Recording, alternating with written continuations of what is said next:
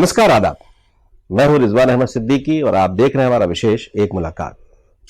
जैसा कि आप जानते हैं कि हम आपसे इस कार्यक्रम में किसी व्यक्तित्व की मुलाकात कराते हैं और आज हमारे साथ मौजूद हैं भारतीय जनता पार्टी के प्रदेश के महामंत्री शरदेंदु तिवारी, जो एक विधायक भी हैं और एक ऐसी जगह से चुनाव जीत कर आए हैं जो बेहद प्रतिष्ठापूर्ण चुनाव था। और ऐसा भी माना जा सकता है कि जो मध्य प्रदेश में कमलनाथ सरकार बनी वो बहुमत में नहीं आई, तो उसकी एक वजह उनकी विधानसभा भी। आपका बहुत बहुत स्वागत है। धन्यवाद। प्रणाम। शरदेंद्र जी, सियासत में आने का इरादा था, यही सोचा था आपने, या अगर सोचा था तो क्यों सोचा? सही बात कहूं तो मेरा राजनीति में आने का ऐसा कभी कोई इरादा नहीं रहा। मैं मूलतः इंजीनियर हूं और मैंने रीवा स्टेट इंजीनियरिंग कॉलेज से इलेक्ट्रिकल में बी ऑनर्स किया था। और जैसा हर युवा का मन होता है कि उसको नौकरी करनी है, आगे जाना है, तो उस दिशा में मैंने भी अपना कैरियर बनाने का सोचा था। ओरिएंट पेपर मिल में वहीं से इंजीनियरिंग कॉलेज से ही नौकरी लग गई। कुछ समय के लिए वहाँ पर ट्रेनिंग में रहा, फिर उसके बाद कुछ और एक आध दो कंपनियों में रहते हुए रिलायंस में रहा। बीच में कुछ समय के लिए यूपीएससी का इंटरव्यू भी दिया एक बार। कुल मिला के राजनीतिक उसमें आना था ऐसा कुछ कभी सोचा नहीं था, पर किस्मत को जहाँ ले जाना है, जनसेवा में लाना था। ये मोड़ कैसे आया? रिलायंस में जब मैं था उसी समय धीरू भाई के दोनों पुत्रों अनिल जी का और मुकेश जी के बीच में डिवीज़न हुआ और हौच पौच की कुछ स्थिति थी। और उसी दौरान मुझे अपने रोज़गार के लिए एक गैस एजेंसी एचपीसीएल की अलॉट हुई थी। तो मैंने सोचा अपना काम करना उचित रहेगा और उस नाते मैंने उस काम की शुरुआत की। वहीं से थोड़ा धीरे धीरे सामाजिक कार्यों में इंटरेस्ट था। कोल आदिवासियों के बीच में काम करना शुरू किया, उनके सुख दुख में जाना और उनकी समस्याओं पर काम करना। वहाँ से धीरे धीरे शुरुआत हुई। और चूंकि एक राजनीतिक परिवार से संबंधित हूँ, लोगों ने अपने आप राजनीति की गणित बैठाना शुरू कर दिया कि ये राजनीति में आना चाहते हैं। और परिस्थितियाँ ऐसी बनती गई कि मुझे खुल के राजनीति में आना पड़ा। बीजेपी ही क्यों चुनी? इसलिए कि पारिवारिक पृष्ठभूमि तो कहीं और थी, कुछ और सोच थी, कुछ और काम था। अब हम मध्य प्रदेश में पहला कारण, उस समय का कारण तो ये था कि मुझे कांग्रेस से लड़ना था और मैं जिस क्षेत्र से आता हूँ वहाँ कांग्रेस के बड़े नेता थे, तो उस दल में कहीं कोई स्थान नहीं था। बीजेपी से ही शुरुआत करनी थी। धीरे धीरे जब आने का सोचा राजनीति में, तो फिर विचारधारा को भी पढ़ना शुरू किया, तो ये समझ में आया कि सबको साथ लेकर चलने की विचारधारा, सब जो आप कह लें कि गरीब व्यक्ति को महत्व मिलने की विचारधारा, ये मुख्यतः मुझे प्रेरित किया कि मैं भारतीय जनता पार्टी में आऊं। फिर शिवराज जी से एक दो बार बात हुई तो उनने भी यही सब बातें कहीं। धीरे धीरे और विषयों को जब समझा और जाना, तो मुझे लगता है कि मेरा जीवन ही भारतीय जनता पार्टी के लिए था और मध्य प्रदेश की जनता और भारतीय जनता पार्टी, ये दो ही भविष्य में अपने साथ रहने वाले। ये सोच लिया, तय कर लिया और आगे बढ़ गए। आप महामंत्री हैं, तो आप संगठन में पहले भी आपने काम किया है। जाहिर है संगठन में काम करना बहुत पुराना तो नहीं है, इसलिए कि आप सोच कुछ और रखते थे, फिर आए, फिर काम शुरू किया। जब इसमें जुड़े तो किस तरह से काम किया, कैसे समझा इसको? देखिए, भारतीय जनता पार्टी के जो मूल सिद्धांत हैं उसमें कार्यकर्ता का महत्व, सभी कार्यकर्ताओं के लिए काम, अलग अलग समय पर अलग अलग दायित्व तो सबको दिया जाना, जन सेवा कार्यकर्ता के अंदर लगातार भरते रहने का प्रयास, उसका अनुशासन में रहना और चरित्र और ईमानदारी रखने की हमेशा सीख देते रहना, ये सब बातें ऐसी थीं जो मुझे भारतीय जनता पार्टी के संगठन ने काफ़ी अंदर तक उतारने का मेरे अंदर काम किया। और कई तरह के लोगों से मिलना, एक वैरायटी जो होती है राजनीति में, प्रदेश में, जिले में, संभाग में, अपने क्षेत्र में सभी तरह के लोगों से, विरोधियों को भी एडजस्ट करने का एक जो मन मस्तिष्क बनाने का प्रयास पार्टी के अंदर रहता है, सभी को साथ लेकर, बहुत विरोधी ध्रुव हैं उनसे भी हमको बातचीत करके रखनी है। तो वास्तव में एक परिवार जैसा जो माहौल है वो मुझे संगठनात्मक व्यवस्था में आने के बाद सीखने को मिला, और मैं अपने को धन्य मानता हूं कि यह जो इनका जो मैंने सीखा वो मुझे जनसेवा के कार्य में भी काम करने में हर बार मदद करता है।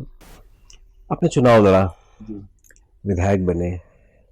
जब आप विधायक बने तो किन कारणों को आप मानते हैं कि एक ऐसा बड़ा नेता, और जिस वक्त ये चुनाव हो रहे थे उस वक्त कांग्रेस भी एक बहुत ताकत के साथ चुनाव लड़ रही थी और बहुत मुकाबले में भी थी, ऐसे समय में उस क्षेत्र से, उस गढ़ से जहां से अजय सिंह राहुल लंबे समय से जीतते रहे, नेता प्रतिपक्ष भी थे और कांग्रेस के एक बड़े नेता और कम से कम मुख्यमंत्री के जो कुछ चेहरे थे उनमें से एक चेहरा उन्हें भी माना जाता था, ऐसे समय में जब आपने चुनाव लड़ा होगा तो बहुत सी चुनौतियां रही होंगी, और किन प्रमुख कारणों को आप मानते हैं कि चुनाव जीतने की वजह है वो? देखिए, चुनौतियां तो निश्चित रूप से थीं, और जैसा आप कह रहे हैं कि विपक्षी दल के नेता की सीट अपने आप में एक महत्वपूर्ण सीट हो जाती है, पूरी ताकत से उनका दल भी उस सीट को लड़ता है। पर मुझे दिनकर जी की वो कविता में बार बार कहता हूं कि सिंहासन खाली करो अब जनता आती है। लोकतंत्र में जन सेवा और जन सेवक का भाव यही मूल होना चाहिए। यदि लोगों में सामंतवादी सोच आ गई है, सामंतवादी तरीके आ गए हैं, तो लोकतंत्र में जनता बदलती है। और वास्तव में इस बार चुरहट क्षेत्र की जनता ने, और चुरहट क्षेत्र की जनता के कारण विंध्य में जो एक हवा बनी, पूरे ने सामंतवाद को जड़ से उखाड़ने का निश्चय किया था, और उसी का परिणाम है कि शायद मैं आपके बीच आज विधायक के रूप में हूँ। मैं तो कोटिशाह धन्यवाद देता हूँ चुरहट क्षेत्र के हमारे गरीब जनों को, जिन्होंने ताकतवर लोगों के खिलाफ उठकर मुझे मत दिया और मुझे आज इस लायक बनाया कि मैं उनकी सेवा कर सकूं। भारतीय जनता पार्टी को बहुमत नहीं मिला, कांग्रेस की सरकार बनी, समर्थन मिला और वो सरकार बनी, फिर अचानक सरकार गिरा दी गई, खरीद फरोख्त और बहुत तरह से बिकाऊ टिकाऊ ऐसे बहुत ढेर सारे मुद्दों पर चुनाव हुआ। आपको भी एक महत्वपूर्ण क्षेत्र में जिम्मेदारी दी गई चुनाव की, उस पूरे क्षेत्र में आपने भी काम किया, बहुत तरह की चीजें की, जनता के बीच में गए। ये जो राजनीति में ये जो नया ट्रेंड आ गया है कि इस तरह से जनता ने चुनकर भेजा आपको, किसी चुनाव चिन्ह पर जनता ने आपको किसी उम्मीदों के साथ भेजा, फिर अचानक आप उस दल से निष्ठा बदलते हैं, फिर चुनाव लड़के दोबारा आते हैं, खर्च भी बहुत बढ़ता है, और इस तरह की प्रवृत्तियों को आप कैसे देखते हैं? देखिए, पहला तो मैं संशोधन करूंगा कि हमें सीटें जरूर नहीं आई थी, लेकिन मत हमें कांग्रेस पार्टी से ज़्यादा मिले थे। तो ये तो कहा नहीं जा सकता, लोकतंत्र की अपने यहाँ संसदीय व्यवस्था की एक परंपरा है कि संख्या जिसकी ज़्यादा है, जो जीता वो सिकंदर, जो जिसकी संख्या ज़्यादा है पार्लियामेंट में या असेंबली में, पर मत हमारे ज़्यादा थे। तो मध्य प्रदेश की जनता ने वास्तव में भारतीय जनता पार्टी का साथ उस समय भी दिया था। फिर कांग्रेस की सरकार आई, बीच का समय रहा करीब 15 महीने का। मेरा अपना अनुभव ये कहता है कि उस दौरान बदले की कार्यवाही, भ्रष्टाचार, माफिया राज, ये बहुत तेजी से मध्य प्रदेश में पनपा। अब उसके लिए जिम्मेवार मैं कांग्रेस की उस सरकार को ही मानता हूं जिसने जो इसको नियंत्रण नहीं करना चाह रही थी, या उसका मन ठीक नहीं था, या उसकी मानसिकता सही नहीं थी, जो भी कारण रहा हो। लेकिन कई आंदोलनों में उस दौरान मैं शामिल रहा, किसानों के आंदोलन को लेके, नदियों के शोषण के आंदोलन को लेके, पर्यावरण के आंदोलन को लेके, हमारे विंध्य क्षेत्र में शहडोल, उमरिया, रीवा, मऊगंज, अमरपाटन, कई जगह इस तरह के आंदोलन हुए, और उन आंदोलनों में मैं उपस्थित रहा। तो काफी नाराजगी जनता के अंदर थी। बाद में कुछ उनके अंदरूनी कारण हुए, खरीद फरोख्त या ऐसी कोई बात तो मेरे समझ में नहीं आती है, क्योंकि जो कांग्रेस की सरकार पिछली गिरी, उसमें बहुत बड़ा योगदान उनके अपने कुनबे में असंतोष का होना था, जो असंतोष वास्तव में इसलिए था कि यदि वोट मांगने नेता गया है और वोट उसको इस कारण से मिला है कि उसे कर्जे माफ करने हैं, वोट उसे इस कारण से मिला है कि बेरोजगारों को नौकरी देनी है, वोट उसे इस कारण से मिला है कि सबको हमें संविदा कर्मियों को पक्का करना है, वोट इस कारण से मिला है कि लोगों की पेंशन, वृद्धावस्था, इनमें सब में बढ़ोतरी करना है, हो उल्टा रहा है। एक एक साल से सामाजिक सुरक्षा पेंशन नहीं मिल रही, किसी बेरोजगार के बारे में बात नहीं की जा रही, आदिवासियों के जो वादे किए गए वो निभाने की बात नहीं की जा रही, पत्रकारों से जो वादे किए गए वो निभाने की बात नहीं की जा रही, नौकरी पेशा लोगों से जो वादे किए गए वो निभाने की बात नहीं की जा रही, और किसान कर्ज माफी को लेके बड़ी बड़ी कहानियां गढ़ी जा रही हैं कि ये हम 3 तरह के फॉर्म भराएंगे, ये कराएंगे। तो लोगों को, जनता के संतोष को झेलना पड़ रहा था, जो भी विधायक थे। और मैं तो उनको धन्यवाद दूंगा कि उन्होंने निर्णय लिया, और निर्णय लेके बहुत लंबा समय तो हुआ नहीं था, सरकार भी ऐसी 12, 13, 15 महीने, कुछ पूरे कार्यकाल 15 महीने का था। आचार संहिता और दुनिया भर की सारी तरह का उल्लेख भी करते हैं पूर्व मुख्यमंत्री कमलनाथ। तो समय तो बहुत कम था, इतनी जल्दी अधीर होना। और मेरा सवाल ये नहीं है आपसे कि परिस्थितियां क्या थी, मेरा सवाल तो आपसे ये है कि ये इस तरह की प्रवृत्तियों को आप लोकतंत्र के लिए कैसा मानते हैं कि जिस दल से आप जीतते हैं, जनता आपको जिता कर भेजती है, फिर आप जिस सिंबल पर चुनाव लड़ते हैं उससे अचानक किनारा कर लेते हैं, इस्तीफा दे देते हैं अपने पदों से, और फिर आपको सुनिश्चित रूप से आप दूसरे दल से लड़ते हैं चुनाव। देखिए, लोकतंत्र को हम लोकतंत्र की यदि मजबूती की बात करें तो उसमें जनता का हित सर्वोपरि होना चाहिए। उसकी जो बेसिक परिभाषा है वो है जनता के द्वारा जनता के लिए लोकतंत्र है। और यदि जनता के साथ न्याय नहीं हो पा रहा है तो एक जनप्रतिनिधि को अपने दायित्व का निर्वहन तो करना होगा। अब वो जिस दल में है, वो दल यदि ठीक नहीं है तो हम उसको छोड़कर जनता के बीच फिर जाएंगे।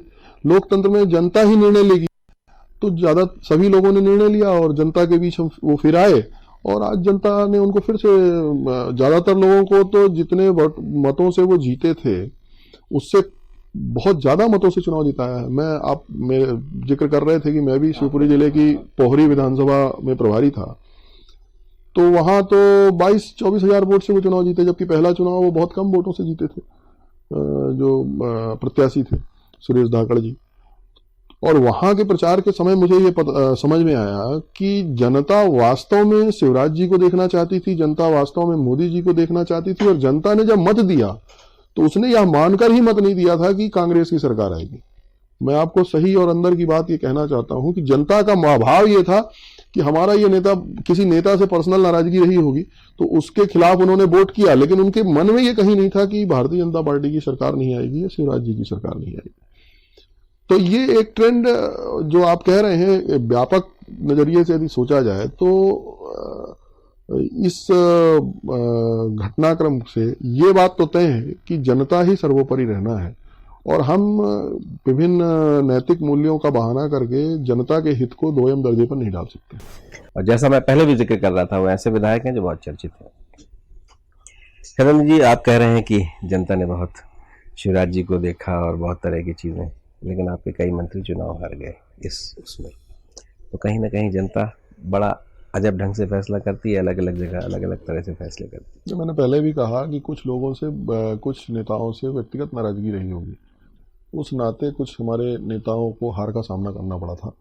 लेकिन मैं पहले भी आपसे निवेदन कर रहा था कि शिवराज जी को लोग मुख्यमंत्री के रूप में देखना चाह रहे थे, भारतीय जनता पार्टी की सरकार को चाह रहे थे। अब वो चूंकि कुछ व्यक्तिगत नाराजगी लंबे समय तक रह जाने के कारण एक तरह की एंटी इनकम्बेंसी व्यक्तिगत लेवल पर जो उनके खिलाफ तैयार हुई थी, उसकी वजह से हमारे कुछ नेता हारे थे, और वो परिणाम हमारे सामने था कि ज्यादा मत मिलने के बाद भी हम सरकार में नहीं थे। इस बार भी यही हुआ था। अभी ये जो उपचुनाव हुए इसमें भी आपके कई मंत्री हारे थे। उत्तर जाहिर है वही होगा जो आप अभी कह रहे थे। इसके साथ साथ क्षेत्रीय असंतुलन है बहुत जबरदस्त, इसलिए कि चुनाव लड़ना था, जो लोग आए थे उन्हें सबको मोबिलाइज करना था, जाहिर है वो किया। सियासी बहुत ढेर सारी सौदेबाजियां होती हैं, कुछ दिखती हैं कुछ नहीं दिखती हैं, तो कुछ तय हुआ होगा। उसके लिहाज से बहुत ढेर सारे एक ही क्षेत्र के लोग बन गए, मंत्री बन गए। अब जहां से आप आते हैं वहां एक ही राज्य मंत्री हैं, लगा हुआ क्षेत्र, जैसा मैं जिक्र कर रहा था महाकौशल, वहां भी यही स्थिति है। तो इससे ये असंतुलन जो है, इससे कैसे पार पाएंगे आप संगठन में भी? देखिए, दो तीन बातें अपने को समझनी होंगी। एक तो भारतीय जनता पार्टी में सभी कार्यकर्ता के लिए काम कहीं ना कहीं किसी न किसी रूप में रहता है, कोई ना कोई दायित्व रहता है। किसी को विधायक का दायित्व दिया, किसी को सांसद है, कोई मंत्री है, कोई संगठन में काम कर रहा है, कोई अन्य बहुत सारे काम रहते हैं, उनमें लोग लगे रहते हैं। सभी कार्यकर्ता को काम रहता है। जो आपने कहा एक मंत्री है, मैं मानता हूं कि विंध्य की जो पूरी परिभाषा है उसमें शहडोल संभाग भी रहता है, और हमारा पुराने विंध्य में तो पन्ना छतरपुर तक आता था। तो यदि उसको पूरा जोड़ेंगे तो फिर तो 4 मंत्री हैं। ब्रजेंद्र सिंह जी भी हैं, मीना सिंह जी भी हैं, बिसाहू लाल जी भी हैं, और राम खिलावन जी भी हैं। यदि हम केवल शेड्यूल जोड़ लेता हूँ, चलिए तो तीन पन्ना जोड़ना तो मुश्किल होगा जी। 3 तो फिर भी हैं। वो पन्ना ऐसा है कि वो बुंदेलखंड में भी आ जाता है और इसमें भी आ जाता है। महाकौशल, बुंदेलखंड, सारी चीजों में जुड़ा हुआ है। डायलेक्ट और संपर्क, शादी ब्याह, सामाजिक संबंध, बहुत सारे सतना जिले के हमारे लोगों के हैं वहाँ। तो 3 मंत्री तो पार्टी ने पहले से ही दे रखे हैं वहाँ पे, जबकि कांग्रेस के समय में केवल 1 मंत्री थे। और कांग्रेस के तो एक शहडोल संभाग में एक पूरा जिला था जिसमें बिसाहू लाल जी जहाँ से आते हैं, जिस जिले से, अनूपपुर से, उसमें उन्होंने एक भी मंत्री नहीं बनाया था। दूसरा, हर जिले से मंत्री बनाना लोकतंत्र जो संवैधानिक हमारी बाध्यता है वो संभव भी नहीं है। कांग्रेस से तो वहां से ज्यादातर जीते, कांग्रेस से तो वहां से ज्यादातर जीते ही नहीं थे। नहीं जीते हैं। आप अनूपपुर का पूरा जिला कांग्रेस जीती थी। सतना जिले में भी 3 विधायक थे उनके, और कुल मिलाकर यदि चाहते तो बना सकते थे, लेकिन उन्होंने नहीं बनाया। मेरा मानना है कि मंत्री बनने से क्षेत्र का विकास होना, ऐसा कुछ अपन कह नहीं सकते, क्योंकि जैसे मैं जब जितना शिवराज जी को जानता हूं कि विधानसभा के किसी भी काम के लिए हम जाते हैं तो हमें किसी मंत्री के थ्रू जाने की जरूरत नहीं होती। हम सीधे अपने काम की बात करते हैं, और यदि वो सही काम है, विकास का काम है, जनहित का काम है, तो वो होता है। पार्टी ने वहां पर संगठनात्मक दायित्व भी दिए हैं। मैंने जैसे पहले निवेदन किया कि भारतीय जनता पार्टी में हर कार्यकर्ता को समय समय पर उसकी उपयोगिता को देखते हुए काम दिए जाते हैं। कहीं पे किसी को मंत्री बनाया जा सकता है, किसी को संगठन में बनाया जा सकता है, किसी को अन्य जगहों पर भी उपयोग किया जा सकता है। तो ऐसा कोई मेजर असंतुलन में नहीं दिखता। अजय बिश्नोई फिर ट्वीट कर रहे हैं, मंत्रिमंडल गठित हो गया है, नए मंत्रियों ने शपथ ले ली है। अजय बिश्नोई फिर ट्वीट कर रहे हैं, बड़े वरिष्ठ नेता है आपके, और वो शुरुआती दौर के नेता है जब भारतीय जनता पार्टी के गठन, और इससे पहले के भी नेता है, और कहीं ना कहीं उनकी उसमें दर्द भी झलकता है, असंतोष भी झलकता है। अजय जी हमारे वरिष्ठ नेता हैं, उनका पूरा आदर है, उनका पूरा सम्मान है, और अपने अपने विचार उनके हो सकते हैं, पर मुझे लगता है कि माननीय मुख्यमंत्री जी बहुत सक्षम हैं, और उन्होंने सभी निर्णय और सभी जो अपना मंत्रिमंडल बनाया है वो सोच विचार के ही बनाया है। पार्टी का जो सिस्टम है वो भी है, और मुझे ऐसा कुछ समझ में बहुत ज़्यादा ऐसा नहीं आता है। कभी हो सकता है भविष्य में कभी मौका रहे तो इधर से ज़्यादा हो जाए, उधर जाए। पूरा मध्य प्रदेश है, मंत्री तो कोई एक जिले का होता नहीं है, एक संभाग का होता नहीं है, मंत्री तो पूरे मध्य प्रदेश का मंत्री होता है, उसमें पूरे मध्य प्रदेश की चिंता करनी होती है। पार्टी के अंदर खानों में चर्चा होती है, कोई बाहर तो नहीं आती, अंदर खानों में चर्चा होती है कि सिंबल एक है, लेकिन अभी ये गठबंधन की ही सरकार है। तो क्या ये मजबूरी है इस तरह की चीज़ों के लिए? नहीं, अब अंदर खाने में आपने कहाँ से चर्चा सुनी मुझे तो नहीं मालूम, लेकिन मुझे ऐसा नहीं लगता। कमल का फूल, कमल का चुनाव चिन्ह, ये ही मुख्य है, और जो कमल निशान पर जीत का आया है, हम ये मानते हैं कि वो सब भारतीय जनता पार्टी के कार्यकर्ता हैं, सबको अपनी अपनी जगह काम पर लगाया गया। एक जिक्र कर रहा था मैं इतिहास का, सियासत के इतिहास का, आपके परिवार के इतिहास का, और अजय सिंह राहुल भैया के परिवार के इतिहास का। लंबे समय तक कभी साथ भी रहा, कभी आमने सामने भी रहे, इस तरह की परिस्थितियां रही। आप भी उसी पार्टी से चुनाव लड़ना चाहते थे। मैं जिस इतिहास का जिक्र कर रहा था वो क्या है, वो आप बताना चाहेंगे हमारे दर्शकों? देखिए, मेरे ग्रैंडफादर लेट चंद्र प्रताप तिवारी जी विंध्य की राजनीति में, और अर्जुन सिंह जी, ये कुंवर साहब, ये लोग समकालीन थे। अर्जुन सिंह जी 5 साल जूनियर थे उनसे, और सामंतवाद के विरुद्ध समाजवाद की लड़ाई लंबी चली। गरीब, बेसहारा, आदिवासी, इनके लिए लड़ाई लड़ने का काम ग्रैंडफादर का था। पूरे विंध्य में एक पूरा समूह था, उस समय के जो नेताओं का एक ग्रुप था जो किसानों के और मजदूरों के आंदोलनों को लेकर आगे बढ़ रहे थे। ये लोग पढ़ के आए थे और सन 52 में वो विधायक बने। विंध्य विधानसभा में विपक्षी दल के नेता रहे। 2-3 सीटें समाजवादी पार्टी की कम हो गई थी, कांग्रेस की 2-3 सीटें ज़्यादा हो गई थी। फिर उसके बाद मध्य प्रदेश बना। मध्य प्रदेश का में 56 में वो आए। 57 से 67 तक मध्य प्रदेश विधानसभा के विपक्षी दल के नेता रहे। कुंवर अर्जुन सिंह जी मंत्री थे, डीपी मिश्रा सरकार में मंत्री थे और विधानसभा में विपक्षी दल के नेता के नाते कुछ भ्रष्टाचार के आरोप उन पर लगाए। स्वाभाविक रूप से मुख्यमंत्री ने अपने मंत्री को डिफेंड किया और फिर वहीं पर यह बात हो गई कि अब जनता की अदालत में फैसला होगा। लोकतंत्र में जनता की अदालत में फैसला होता है। ग्रैंडफादर ने हमारे वहीं पे सदन में पूछा, ये रिकॉर्ड की बात है जो सदन के रिकॉर्ड में है, कि जनता की अदालत में कहाँ से मुकाबला होगा। तो कुंवर साहब ने कहा कि मैं चुरहट से लड़ता हूँ, तिवारी जी की इच्छा हो तो चुरहट आ जाए। फ्लोर पर डीपी मिश्रा मुख्यमंत्री और विपक्षी दल के नेता लेटचंद प्रताप तिवारी जी में फ्लोर पर शर्त लगी 10-10 हजार रुपए की, ऐसा। और फिर उसके बाद उन्होंने अपनी सीधी सीट छोड़ी। सीधी से वो विधायक हुआ करते थे, 15 वर्ष सीधी से विधायक रहे। तो बड़े दुखी मन से सीधी सीट छोड़कर चुरहट आए और चुरहट में सन 67 में एक ऐतिहासिक मुकाबला हुआ और उस मुकाबले में कुंवर साहब की पराजय हुई। फिर 69 में इंदिरा जी ने समाजवाद का नारा दिया और लगभग सभी समाजवादी नेता कांग्रेस में आ गए। 72 में सेठी गवर्नमेंट में फिर मंत्री रहे। कुछ समय पहले लॉट में तो कुंवर साहब नहीं हो पाए थे, बाद में फिर वो भी मंत्री हुए उसी में।